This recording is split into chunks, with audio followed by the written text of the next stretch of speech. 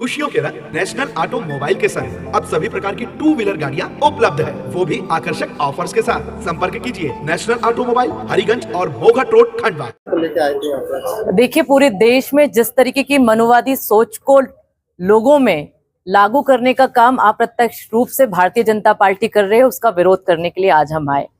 Chief justice of India, उनके जीवन का अपना एक संघर्ष रहा है और आज यदि वो अपने सर्वोच्च पद पर पहुंचे तो संविधान ने जो देश में हमें आजादी दी, पढ़ाई की, लिखाई की और स्वतंत्रता दी अभिव्यक्ति की, उसके मेहनत के बलबूते पर पहुंचे हैं।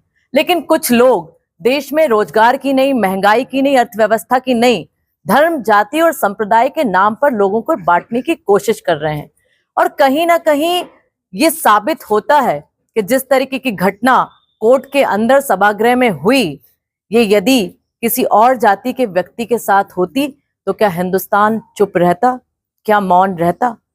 मैं कहना नहीं चाहती, लेकिन ये शब्दों का प्रयोग मुझे करना पड़ रहा है कि एक दलित वर्ग से आने वाला व्यक्ति, जिसने इस देश में संविधान ने जो अधिकार दिया उसको अपनी जीवन शैली में अपनाकर, उसमें विश्वास रखकर लगन से मेहनत की, पढ़ाई की और आज इस देश के सर्वोच्च पद पर पहुंचा, तो केवल वो दलित है इसलिए बाकी जातियां उसका सम्मान नहीं करेंगी?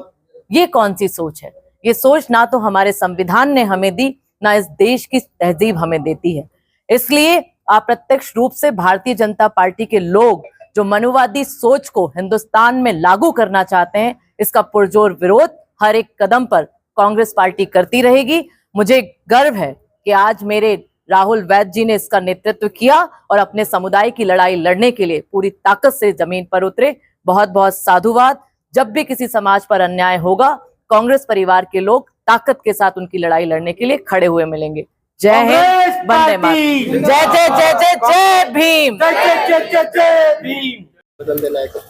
देखिए, पूरे भारत देश की जनता को और समस्त जुडिशियल जितने भी लोग जुडिशरी में हैं, आज भारत की जनता को सभी को ये चीज मालूम है कि पिछले दिनों माननीय सुप्रीम कोर्ट के सीजेआई जो है वो एक दलित समाज से आते हैं और पहले भारत के बौद्ध समाज के वो सीजेआई बने।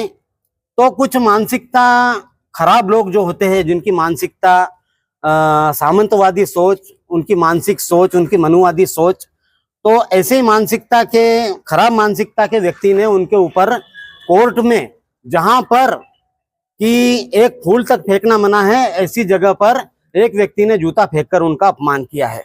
हमारे आदरणीय नेता आदरणीय राहुल गांधी जी, उन्होंने सबसे पहले ये चीज को बता दिया था कि जब भी ये भारतीय जनता पार्टी और आरएसएस अगर मेजॉरिटी में आ जाएगी तो भारत का संविधान बदल देगी।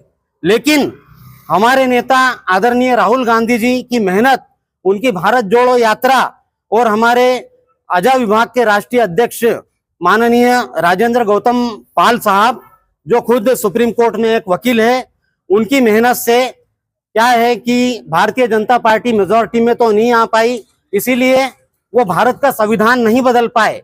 लेकिन भारत का संविधान वो नहीं बदल पाए तो खिसियानी बिल्ली खंबा नोचे। जो आरएसएस की सोच है, सामंतवादी सोच, मानसिक सामंतवादी सोच, मनुवादी सोच, तो उन लोगों ने क्या सोचा कि हम लोग अगर संविधान नहीं बदल पाए तो हम संविधान का बाप ही बदल देते हैं। तो इन लोगों ने बाप बदलने का काम किया। ग्वालियर में भी ऐसे ही एक उस 2 कौड़ी के वकील के बारे में मैं कुछ कहना नहीं चाहूंगा, लेकिन वहां पर भी डॉक्टर बाबा साहेब अम्बेडकर पर अभद्र टिप्पणियां एक वकील के द्वारा की गई है।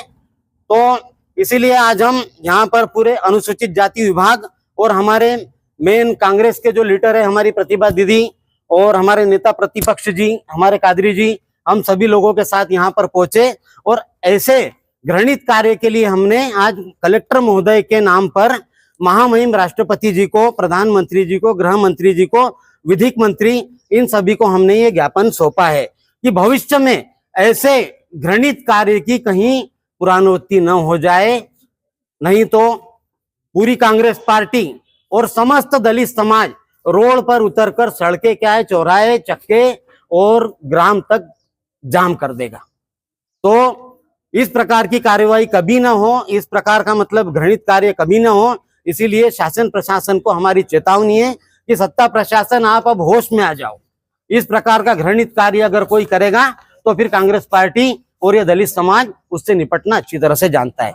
जय भीम, जय भारत, जय संविधान, जय कांग्रेस। राहुल गांधी जिंदाबाद।